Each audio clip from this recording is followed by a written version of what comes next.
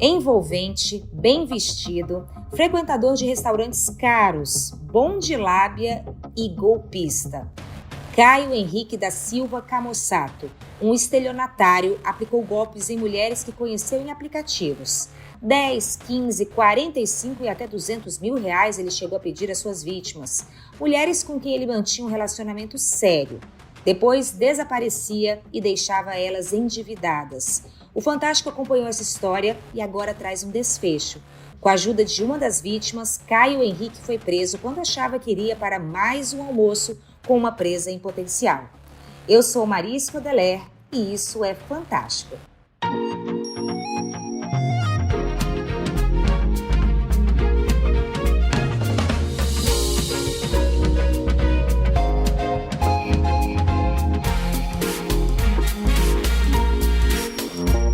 Na nossa roda de conversa de hoje, temos a doutora Jaqueline Valles, advogada de uma das vítimas do Caio Henrique, e Tayara Banharo de Medeiros, que também foi vítima de Caio, mas foi a peça fundamental para a prisão dele ocorrer, e você vai entender ao longo do nosso papo.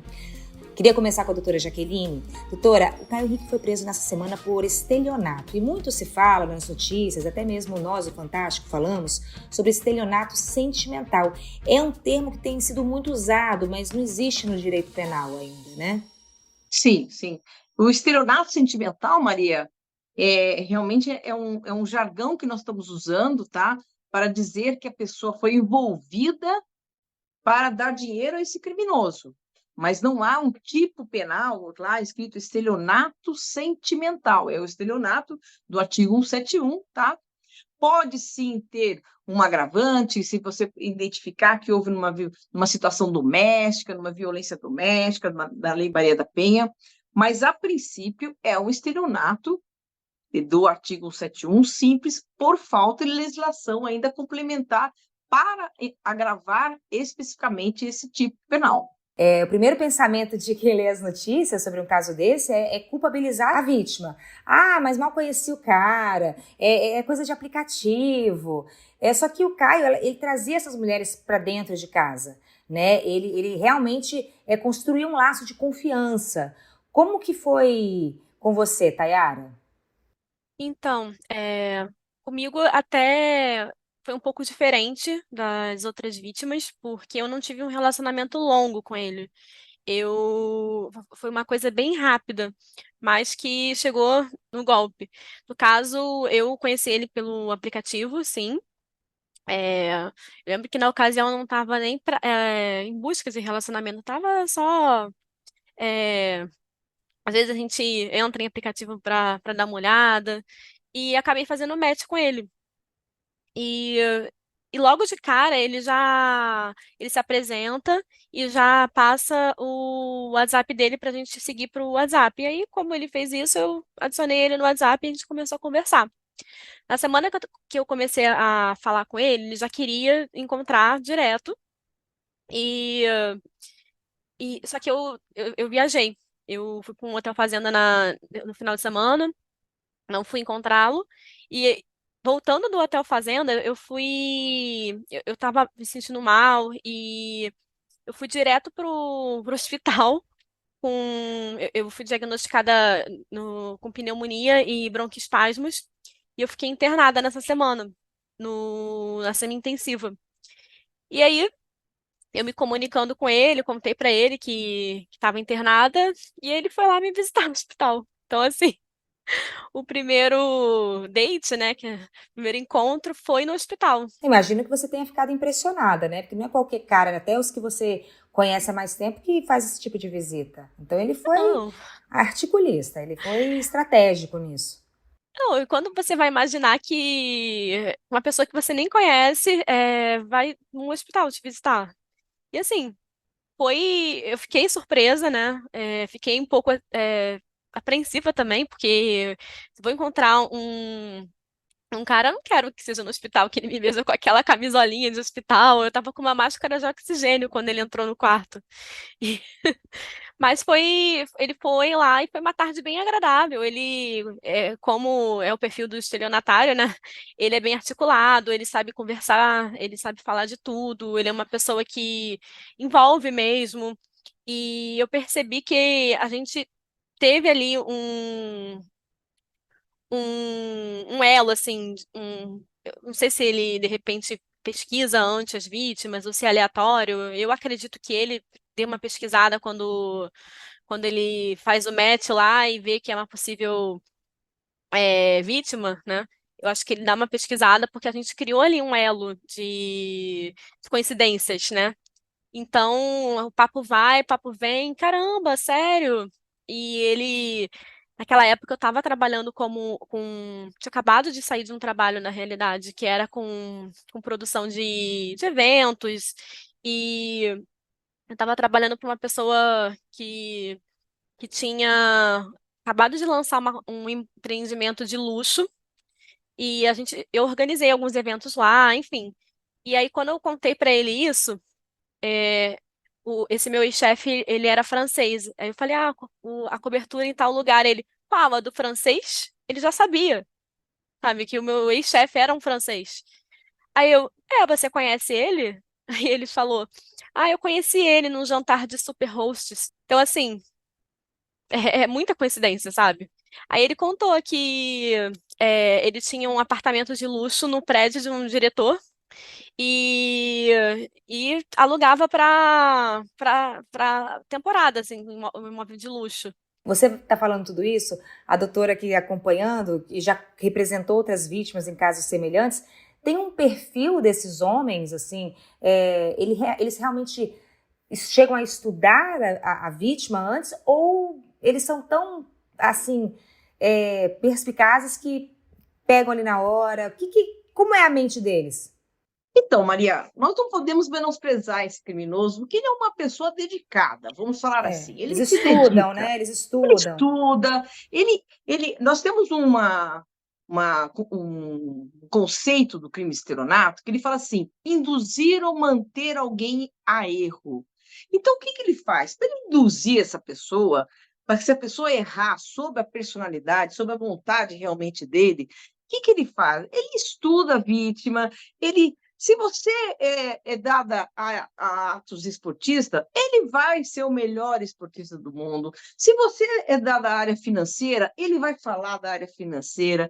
Então, é uma pessoa dedicada, tá? É uma pessoa esperta, mas ele tem algumas facetas, assim, ele tem um leque básico, tá?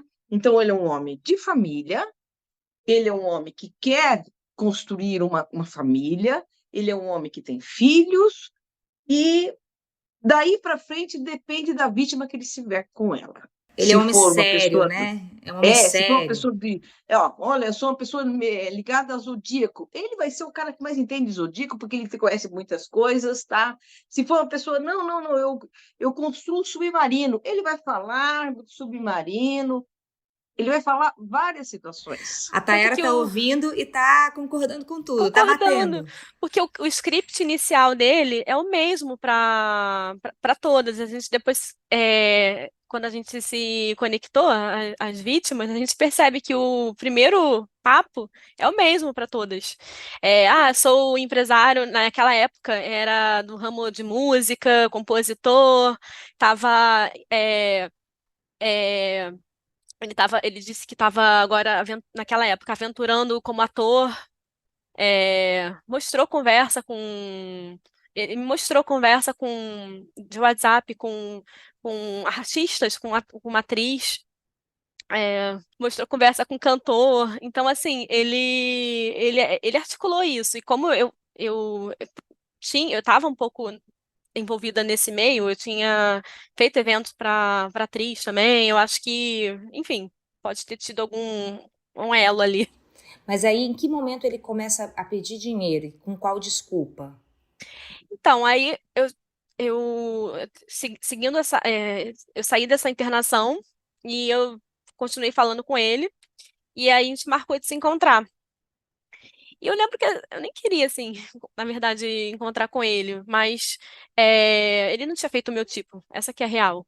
Mas, assim, como ele foi no hospital me visitar e ficou lá, e pessoas em volta de mim, pô, dá uma oportunidade pro cara, né? O cara foi lá no hospital te visitar, você fica reclamando que, que não tem gente legal por aí. Aí você fica pensando, aí eu, tá bom, vou. Aí eu fui. Aí fui encontrar com ele. é, a gente ia almoçar, mas acabou que na metade do caminho ele. Ah, eu tô com a hora um pouco curta, então me encontra lá no meu flat. Aí eu, tá bom, fui. E aí eu até compartilhei, assim, sempre quando eu vou num lugar eu compartilho, assim, com outras pessoas. É, e eu fui no flat que era lá aqui no Rio de Janeiro, né, no Recreio dos Bandeirantes.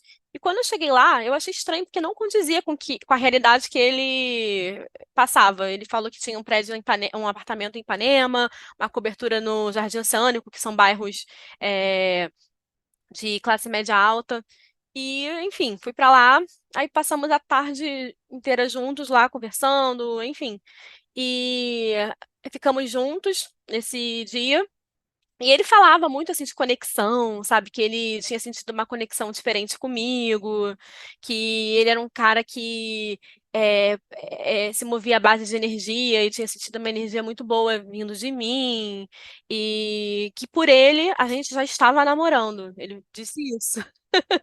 Eles são rápidos, né? A maioria, assim, doutora Jaqueline, tende a tentar um relacionamento sério muito rapidamente, né? Sim, sim. E aí que eu quero chamar a atenção, Maria, que às vezes eu ouvi muito, tipo assim, mas calma aí. A vítima não desconfia, a vítima não tem uma. Não, mas também, né? Também fica pegando essas mulheres carentes. E Exatamente. isso me irrita demais, perdão pela palavra, tá? Isso me deixa injuriada, sabe? Porque nós não podemos deixar uma situação em que a vítima tem que estar em alerta todo o tempo. Eu não posso dar a responsabilidade para a vítima para ela se defender dessas pessoas. O que eu vejo nas minhas clientes, que eu vejo nos depoimentos, as outras, nossa colega aqui, o que acontece? São pessoas normais, do bem, não tem que ficar em alerta que nós temos na frente um criminoso. E se eu não enxergo, eu sou carente, sabe? Isso é muito ruim de imaginar que a vítima tem que perceber essas facetas desse criminoso. Não, a Exatamente. vítima não tem que perceber, a vítima não tem que perceber. Se eu pensar assim, eu vou responsabilizar a vítima em qualquer tipo de crime. Eu dou sempre ao criminoso o potencial dele cometer crime e ele só cometeu por culpa da vítima. Não, isso não pode, né? Isso que não pode. Então, e assim, só para aproveitando o gancho, todo mundo que eu for encontrar ou conhecer é um potencial criminoso. A gente vai viver assim, sabe? Não, Não não dá, é né? por aí. Não É dá. especialista mesmo. E no caso, aí você foi para casa dele, vocês começaram a ter um relacionamento. é, Você disse que não foi longo, mas em algum momento ele começou a pedir dinheiro. Não, então, essa parte até assim um pouco constrangedora. A gente fica constrangido porque, assim, ele falou essa questão do namoro, né? E eu falei pra ele que não, que a gente tava se conhecendo e tal.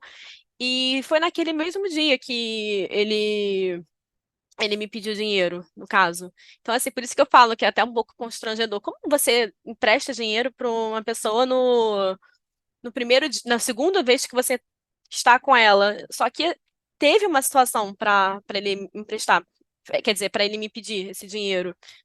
E foi quanto, Tayara?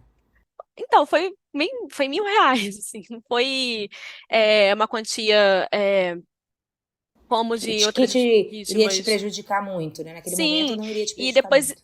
e eu percebi, e eu, assim, conversando com outras pessoas, eu fiquei sabendo que começou assim também, sabe? Assim, Aos começou com um poucos. pouco o valor baixo. Então, quando ele pediu o dinheiro, ele fez uma cena que tinha tido as contas bloqueadas, ele entrou em desespero, ele encenou na minha frente. Ele encenou, sabe? Ligou para pessoas para pedir, para pedir dinheiro. E eu escutei, assim, tava no Viva Voz. Ah, você que é o primo rico da família. Enfim, ele fez uma cena. Depois sentou do meu lado, muito triste. Sabe quando você está sentada do lado de uma pessoa e a pessoa mexendo no celular, de uma posição que você consegue ver o que ela está fazendo no celular? Ele mexendo como se fosse numa conta bancária que tinha mais de R$ 500.000. Eu assim, via, né? Porque tava ali, ele queria que eu visse. E aí ele falou, Thay, cara, tô assim, muito preocupado. Minha conta tá bloqueada, eu tô indo agora pro Projac, inclusive, ele falou. É, um funcionário meu vai me encontrar lá, eu preciso dar um dinheiro pra ele, que ele tá indo encontrar comigo só pra isso, e eu preciso desse dinheiro agora, eu não consegui. Você tá com dinheiro aí? Se de repente me emprestar? Aí eu falei assim, não tem dinheiro não. Primeira coisa que eu falei. Aí ele falou assim, você não pode de repente sacar, a gente vai ali no shopping, você saca. Eu falei, não tem nem cartão aqui comigo. Aí ele, enfim, ele ficou insistindo de uma forma que, no final, eu falei assim, tá bom, ele pediu pra fazer um Pix pra alguém no shopping que tava trabalhando lá, e ele iria encontrar com essa pessoa pra sacar o dinheiro. E aí eu meio que, ai, tá bom, eu faço. Eu fiquei meio assim, quando a pessoa te pressiona, sabe? Aí eu acabei fazendo o Pix. E na mesma hora que eu fiz o Pix, eu olhei pra ele, assim que eu fiz, e perguntei pra ele: você não é o golpista do Tinder, não, né? Mentira, é mesmo? Perguntei. Então, assim, por isso que eu acho que a minha situação foi um pouco diferenciada, porque naquele momento eu já fiquei. Diana, que ele respondeu? Que ele respondeu? Desculpa, que ele respondeu? Ele olhou pra mim assim: como assim? E aí ele levantou de novo, fez uma cena na sala. Meu Deus, o que que está acontecendo com as pessoas desse mundo que não acreditam mais umas nas outras, desconfiam o tempo todo? Como você pode achar isso? E depois sentou do meu lado de novo e que história é essa de golpista do Tinder? Aí eu perguntei, você não viu o documentário do golpista do Tinder? Aí ele falou que não viu e perguntou como que era. Eu falei, ele faz assim, sabe? Ele se encontra, conhece num aplicativo, pede dinheiro, enfim. Aí ele, não, eu vou te pagar na terça-feira, você sabe onde eu moro, enfim. Aí a partir daí, né, que começou aquela coisa, aquela enrolação de vou te pagar e chega no dia não tem, ainda não consigo desbloquear, fica enrolando. Foi assim. Aí que você percebeu que tinha caído num golpe mesmo. Aí que eu percebi. Na hora eu já desconfiei, né? Uhum. Mas eu tive certeza porque depois disso eu entrei, eu me conectei, o número do Pix que ele passou era um telefone dessa pessoa que ele foi fazer o Pix. Aí eu entrei em contato com essa pessoa. Ela disse que também foi vítima dele, que ela emprestou dinheiro para ele e tal. A gente se comunicando, ela passou. Porque um detalhe, ele tinha passado para mim um outro nome, que era Caio Henrique Andrade, que é o nome que ele passa para, acho que quase todas as vítimas.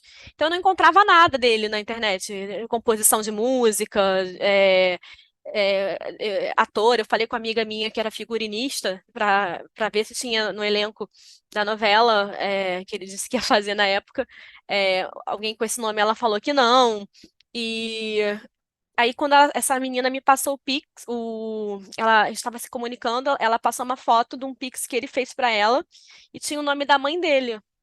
E eu passei por uma amiga da polícia e ela chegou até ele. Ela só me mandou assim: por um acaso, esse cara que você se relacionou é esse? Ela mandou a foto dele. Eu falei: é.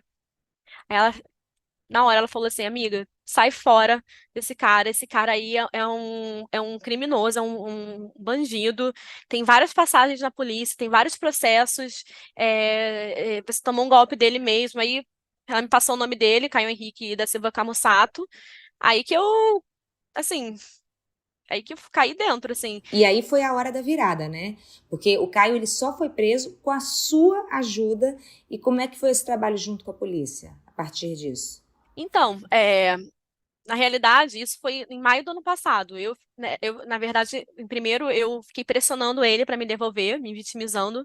Consegui os R$ 1.000 de volta, na verdade, 1.200, que até o Uber que eu pedi junto com ele, eu cobrei dele.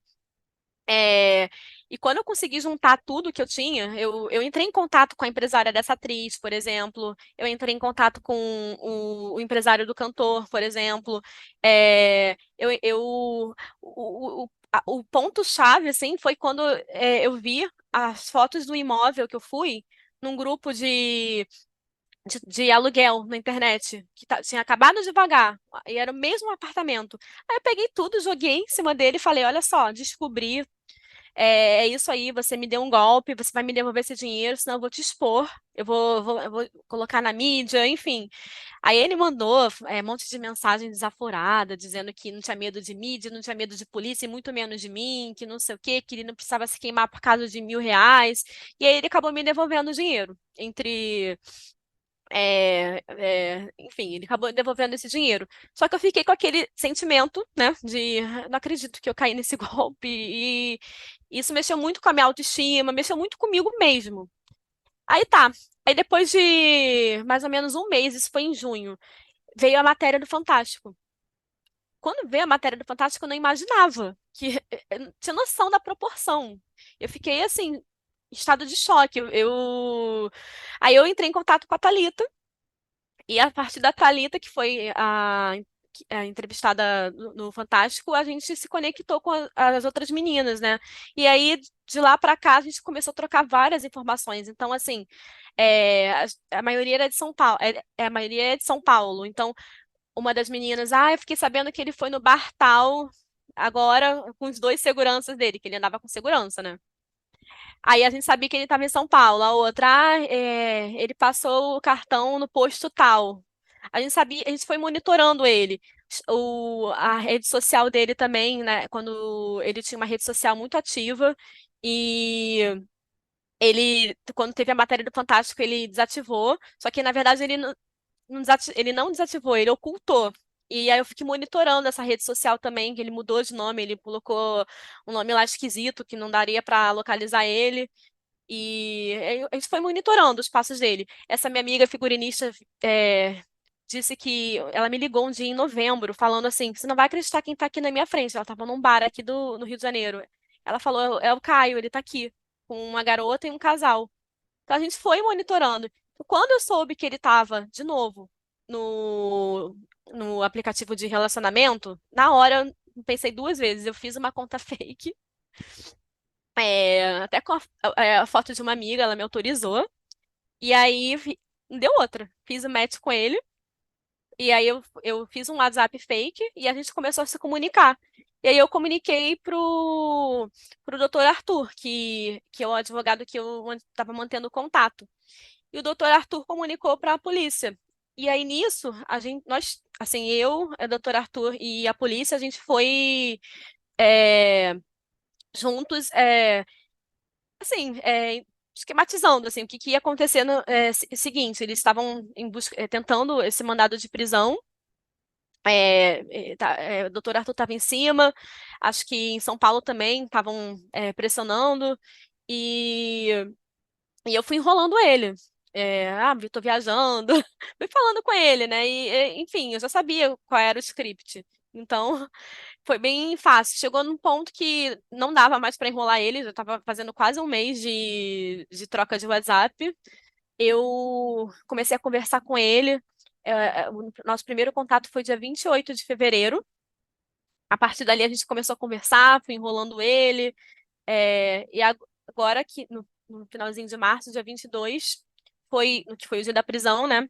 Na verdade, no dia 21, a gente saiu mandado, e aí eu, de fato, marquei o almoço com ele. Falei: vamos se encontrar amanhã, porque ele estava super revoltado, né? Você está me enrolando.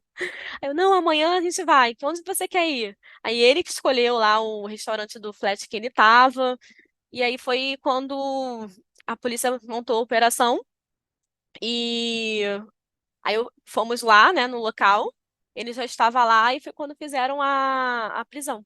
Dá uma sensação de alívio? Super deu, né?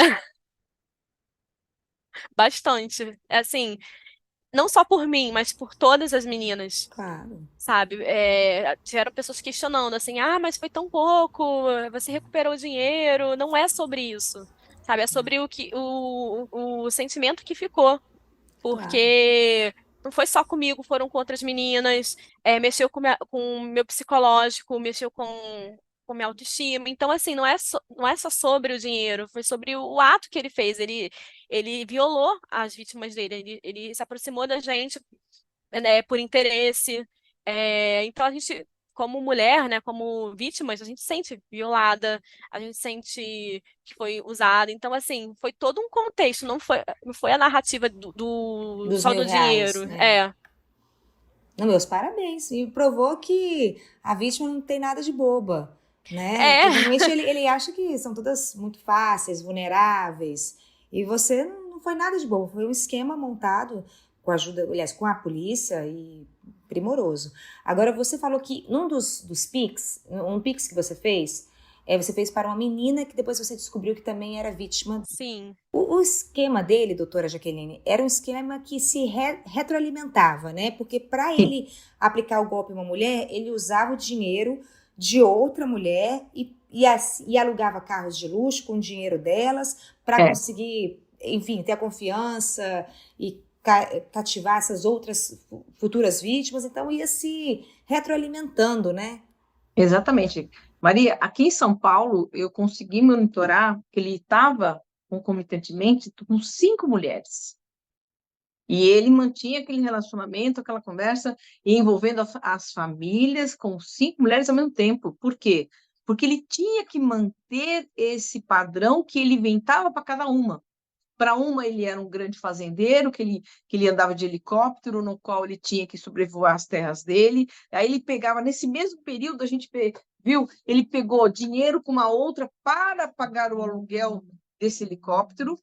Depois ele pegou o dinheiro com uma outra para pagar a Vera falou de segurança. Ele andava sempre com segurança e carros blindados. Ele pegou um cheque de uma cliente minha e ele fez uma assinatura falsa e deu para essa empresa gastando 53 mil só em carros alugados, blindados e com segurança que ele andava. Então, e para quê? Porque ele nunca se apresentou com essa minha cliente com carro alugado, mas ele se apresentou com outra com carro alugado, entendeu?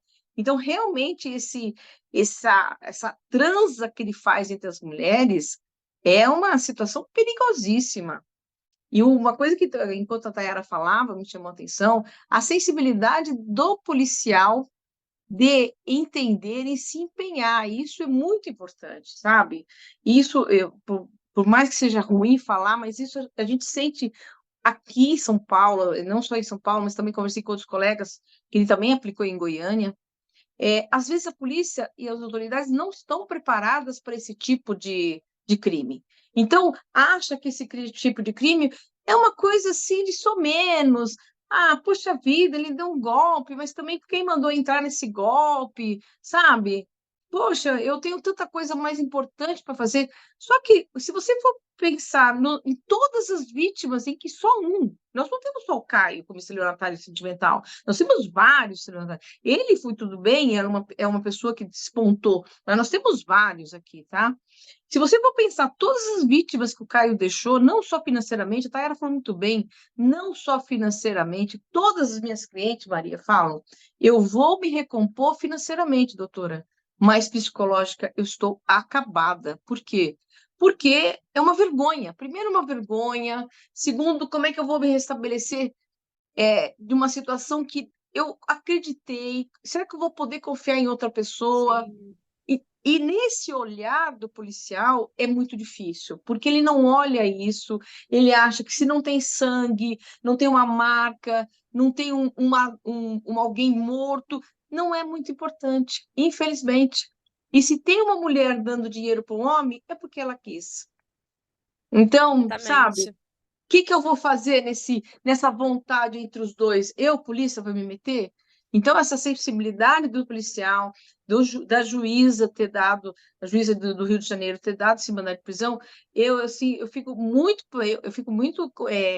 reconhecendo o olhar dessas autoridades, que infelizmente nós aqui em São Paulo não tivemos até agora. Não tivemos mesmo, Não, a entendeu? atuação tanto do Dr. Arthur aqui, que ficou Sim, ali em cima, e tanto da polícia, que também ficou em cima ali da promotoria, para a gente conseguir esse mandado de prisão, foi assim, sim, nós temos. fenomenal. Fera, você tem uma noção, Fera e Maria, nós temos uma decisão aqui em São Paulo que depois que ele teve vários, nós comprovamos, ó, há vários clientes, há várias vítimas. Eu preciso do mandado de prisão, porque eu não consigo encontrar ele nem para sequer ser ouvido. Isso é um dos elementos de prisão preventiva. Se você não consegue encontrar o criminoso. Eu tenho uma decisão falando que o Poder Judiciário tem que dar um voto de confiança nele. E quando dá essa decisão, tem que dar um voto de confiança nele, o que acontece? Ele sai de São Paulo e vai para o Rio de Janeiro e faz mais 5 vítimas no Rio de Janeiro. Então, essa falta de atenção para esse tipo de crime, que é um crime perigosíssimo, tá? O Caio Henrique é uma pessoa perigosa, ele deixa um rastro de vítimas que são difíceis de se compor. É muito realmente marcante essa falta de interesse nesse tipo de ação. A prisão dele, de certa forma, impede que outros golpistas façam o mesmo, né? Sim, sim, porque se a polícia tem um olhar que é problema entre vítima e mulher e homem, namorados que não se entenderam, é uma coisa. Agora não, a polícia está vendo, o judiciário está vendo e está mandando prender, e é lógico, nós temos aí, sim, a parte de exemplo, a parte de demonstrar preventivamente que você não pode fazer isso, que você não deve fazer isso, porque as autoridades estão atentas. Isso que eu acho interessante, publicar, falar, ó, a autoridade está atenta, tá? Não é qualquer ato. Não, e assim, só um outro ponto, que muitas pessoas também ficaram questionando se eu não tinha medo, né, de me expor, de expor essa situação e assim, no começo, nos primeiros dias até fiquei um pouco assim, mas assim, depois eu pensei, eu acho que a exposição também é benéfica, tanto que depois da entrevista que eu dei, que pro programa da Patrícia Poeta, apareceram 3 pessoas me procurando, não chegaram a tomar golpe dele, mas elas se envolveram com ele e ele estava fazendo o mesmo processo de golpe com elas. Uma foi super assim sagaz e ela não caiu na dele. A outra menina que me procurou, ela é de outro estado e ele já estava querendo ir embora com ela para outro estado. A outra menina que apareceu, enfim, foram aparecendo. É importante a gente falar sobre isso, porque, como a doutora Jaqueline falou, abre para outros casos também, para outras vítimas aparecerem também, se tiverem vítimas, aí vão acabar vindo também Terem aparecer. coragem de falar, não terem Sim, vergonha, porque no caso desse, como você até falou no começo, chega a ser constrangedor você falar que caiu num golpe desse. Então, muitas mulheres, muitas vítimas acabam se escondendo, porque ficam com vergonha. Então, quanto mais divulgação tiver para casos semelhantes, mais futuras vítimas, tomara que não tenha tantas futuras vítimas assim, mas outras mulheres vão vendo que, calma aí, não foi um erro meu, não foi uma culpa minha. Esses golpistas, eles estão aí, né? E eles são espertos, mas a Tayara mostrou que as vítimas podem ser mais. Agora, doutora, quando a gente liga o alerta de cilada, no caso desse, quando é que o golpista ele chega a mandar sinais? Ele chega a mandar sinais numa situação em que é uma onda, né? Primeiro ele é maravilhoso, maravilhoso, maravilhoso, vai pegando dinheiro. Quando você começa a pegar e a cobrá-lo, tá, para ele devolver, ele começa a dar uns sinais de agressividade, seja agressividade verbal, mas ele começa a ficar agressivo e começa a te culpar que você está somente pensando no dinheiro e não no relacionamento que vocês dois podem ter juntos. Aí a pessoa entra também naquela fase em que, não, eu não posso ter me enganado. Eu vou investir mais um pouco, porque se eu não invisto, eu tenho 2 situações. Ou eu perco ele de vista, ou eu acabo vendo que eu realmente fui enganada. Então, a pessoa acaba continuando investindo, e ele sabe dessa fase. Quando a pessoa acaba tendo uma desconfiança, mas investe para poder pagar, para não ver, tá, a realidade que ela está vivendo, aí que é o golpe final. Aí ele pede as quantias bem maiores, porque com aquela vítima está começando a terminar aquele relacionamento. Quanto, por exemplo, ele pediu de algumas das suas clientes? Algumas vítimas ele fez os empréstimos 500 mil, 400 mil. Por quê? Porque é o grande lance daquela fazenda que ele tem, que se ele não pagar aquele imposto da fazenda, eles nunca vão, o casal em si, na época, né? Vamos imaginar minha cliente com outra, eles nunca vão poder construir uma família naquela fazenda. Então, aquela fazenda era o grande sonho que ele passava para as vítimas, que ele, como fazendeiro e músico, a vida seria perfeita lá, entendeu? Então, ele percebe. Teve uma vítima que ela pedia as contas no emprego, olha, rompe com o seu emprego, você não vai mais precisar disso, você tem uma boa indenização, vamos investir comigo na fazenda. E ela Ah, ele fez. falou isso para mim também. Bem, não, é uma graça esse rapaz. Vou montar um negócio para você, vou te ajudar. Sim, ele faz as pessoas saírem do emprego. Aí você fala assim: ah, mas a pessoa saiu porque quis, não tinha um revólver na cabeça. Lógico que a pessoa saiu porque quis, mas também não podemos dizer, não podemos omitir que essa pessoa ela está, de alguma maneira, sendo vítima constantemente de um engodo, de um induzimento a erro, que é o crime de estelionato. Estelionato, exatamente. Então, não, volto a dizer, deixar para a vítima a possibilidade dela descobrir em algum momento, olha, se chegar nesse momento e você não percebeu que você foi enganada, o problema é seu, é muito cruel. Agora, muito cruel. a vítima está começando a perceber que alguma coisa está errada. Começa a perceber que é uma cilada. Quais são as dicas, doutora? O que ela deve fazer? Ela deve parar de pensar que ela foi enganada e se foi problema como todas as vítimas de todos os crimes, tá? E procurar a polícia. Procurar ajuda. advogado, procurar advogado, procurar a polícia, entendeu? Contar, não tenha vergonha, porque... Mas a pessoa chega lá e conta o que necessariamente? Fala, olha, eu emprestei dinheiro advogado? para um cara, eu emprestei dinheiro para um cara, tô desconfiada que é um golpe, porque ele não me devolve, o que eu faço? O que eu registro? Como que é essa movimentação? Então, por exemplo, quando as pessoas vêm me procurar, o que a gente faz? A gente primeiro já vai atrás de quem é essa pessoa. Descobrindo realmente que é um golpista, que é muito claro, muito fácil de a gente descobrir, o que nós fazemos? Nós falamos, agora você tem que primeiro tentar recuperar esses bens que você passou para ele. Então, se você passou para ele, por exemplo, um carro, se você fez um empréstimo, você tem que tentar recuperar, bloqueando essa parte dos bens, bloqueando. E se você passou para ele você fez vamos imaginar, passou para ele um carro e sob fraude, esse ato é passível de invalidar, entendeu? Então, agir muito rapidamente para tentar recuperar os bens.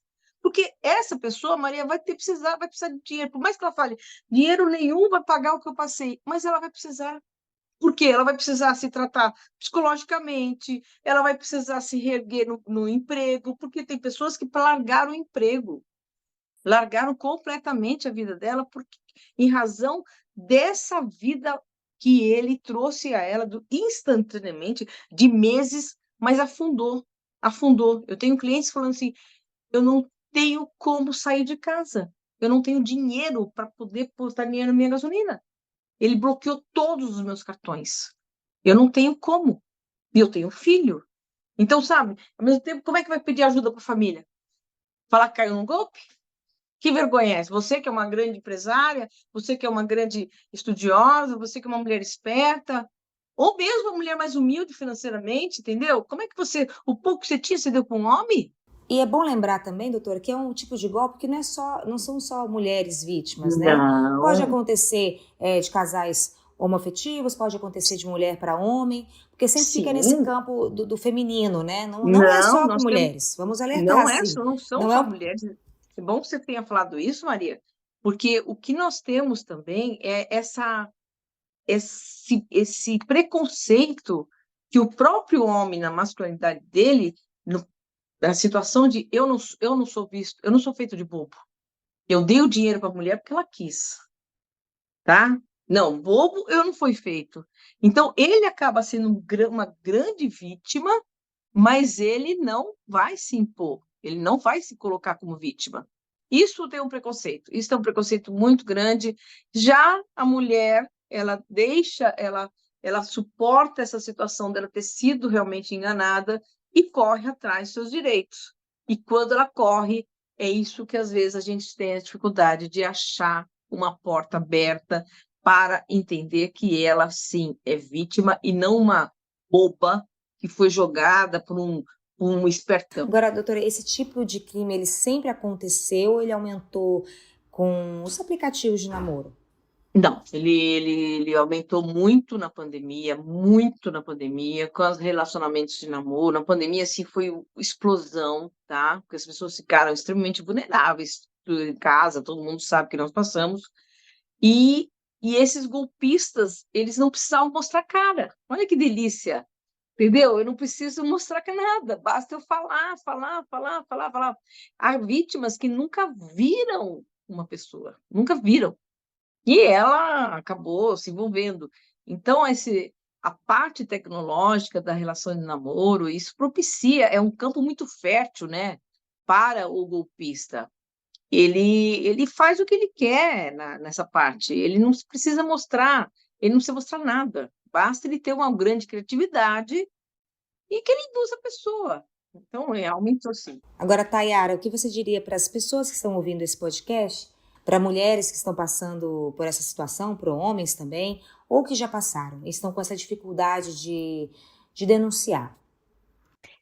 Eu diria para primeira coisa que eu diria para não sentir, não ter esse sentimento de vergonha, de constrangimento. Acho que é a primeira coisa que eu diria. E, e como a doutora Jaqueline falou, procura alguma autoridade, vai numa delegacia, procura um advogado para se respaldar, porque a gente não sabe até onde vai, né? Mas o ponto principal é para não sentir constrangimento, não sentir vergonha, porque isso pode acontecer com qualquer um. Eu nunca achei que pudesse acontecer comigo. É, eu realmente não achei, mas aconteceu, né? E comigo, com as outras meninas, e enfim, talvez até homens. É um crime como o outro, né, Tayara? Sim. Doutora Jaqueline, Tayara, muito obrigada pelo tempo de vocês. Em especial, parabéns pela coragem, Tayara, e que esse tipo de crime não volte a acontecer, diminua, graças à ação de pessoas como você. Esse episódio teve uma supervisão de Perla Rodrigues, edição Isadora Neumann, produção Letícia Amâncio. E eu fico por aqui e te espero no próximo Isso é Fantástico.